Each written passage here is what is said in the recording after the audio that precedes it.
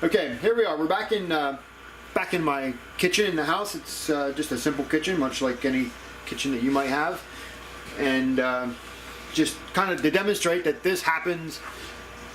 It's easy for everybody to do. I just have a simple cutting board on my counter next to my sink. There's no magic here, no magic at all. We're gonna take this bird, which is a Cornish cross. This actually had some damage, probably during either loading or transport, but it's a no-sale bird. So this was in my freezer. This was for the Badger household to eat, and we pulled it out of the freezer, thawed it out, and I am going to break this bird down into boneless, skinless breasts. So if you're selling for market or selling to customers, you can do this for your customers and get more value out of this one bird. Or if you happen to buy a chicken and you get it out of the freezer and you realize, hey, I don't really want to roast a whole chicken today, you can parse this out and get down to its pieces. So we're going to start with the wings, and basically when we do this, I'm going to grab my knife, and you can see if I hold this up, I'll just point it out. There's my knife. There's a joint right there. And oddly enough, we have one on the other side. So see if I can do this where you can still see it. All I'm going to do is lay my knife in there enough to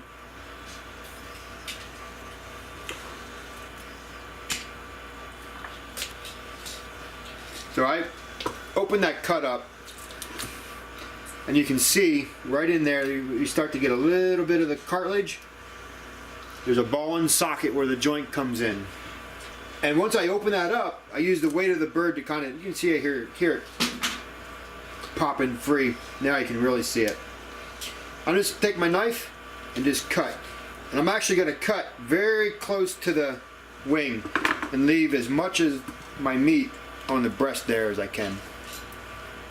We're going to turn the bird over and do the same thing to the other side and cut it right off.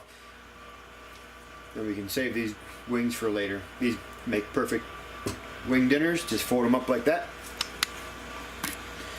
Now the next part we need to do, we're going to take off the leg thigh quarters, and to do that there's a little bit of skin that's attaches, but you can see there's skin, but there's not really any meat in there.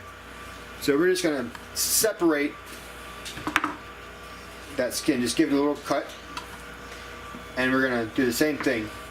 And then when we get back to where the thigh is actually connecting to the back, you know, I like to take my knife. I'm right-handed, so I'm holding the bird with my left, and I'm going to see how I lay my knife right in there, nice and flat.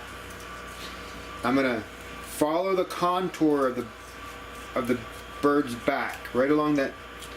I'm going to find right there it is. See, I popped in. There's the ball and socket of the thigh. The same thing with the wing. We're going to go right in between that point and just stick our knife right down as tight to that bone as we can. And as you do this, you know, you're going to cut bone, you're going to cut everything. It's going to be hard. It's not going to be pretty. And if you're doing it for yourself, it doesn't have to be pretty. It just has to come off in pieces. This is a muscle memory kind of thing you learn by doing. And this guy, you know, it is no sale. Like I said, there's some damage there. We'll just trim that up. And that's pretty much, that's good enough. That's good enough for Cameron. So then we'd open up, we do the other side, same thing. And when you get to that point, now watch, I'm just going to take the hand that's on the chicken and rotate my wrist that way. And you can hear and see that it starts to pop out, okay?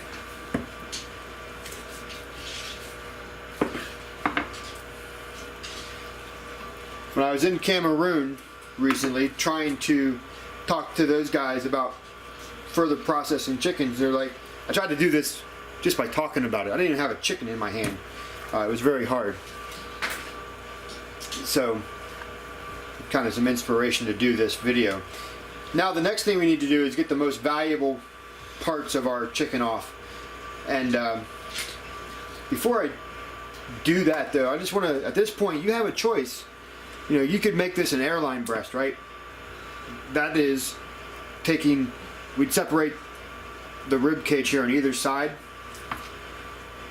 and we'd peel that out and we'd have one whole breast in there if we wanted to. But that's a different video. Just want to point that out ahead of time. What I'm going to do is just reach my fingers in there and just pull this skin apart. Now we have a couple ways to do this. The way I like to do the breast is, again, our bird is sitting here. I'm perpendicular to it. I'm going to use my knife hand and I'm going to find the keel bone. And it's right here. And you can see the fat line that goes along that breast. Just lay my knife and I just want to gently find where the breast goes down. You hear that? See, I reached the back.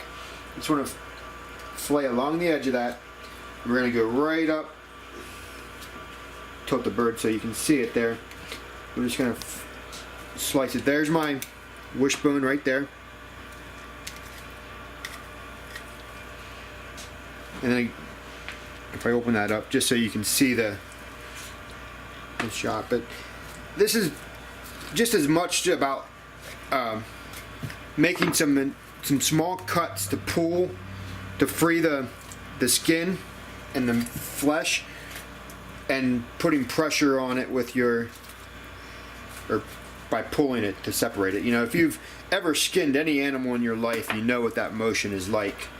So here's where we have our breast. I'll trim that up a little bit. I got a little bit too much while I was trying to show it. But I want to preserve this fat line right here because that's flavor.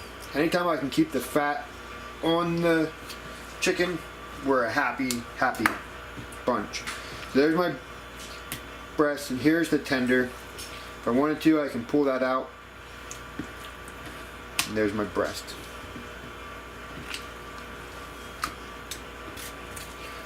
So we do the same thing on the other side. Alternatively, I've seen people do it, and this is the way I do my turkeys, is I lay the bird flat and I work from the rib up.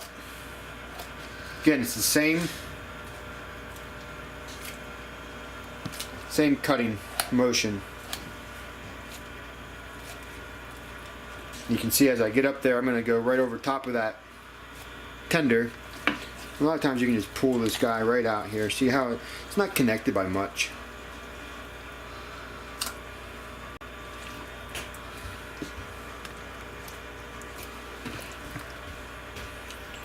You can see I'm not quite as used to that method. I've cut thousands of birds going the keel bone down to the rib cage, but I know I've seen people do this, you know, from the rib cage up, and it's perfectly okay. I just wanted to show it to you because there's really not often a wrong way to do this. There's just a way to get everything in pieces, and sometimes it's the matter of finding the way that works for you.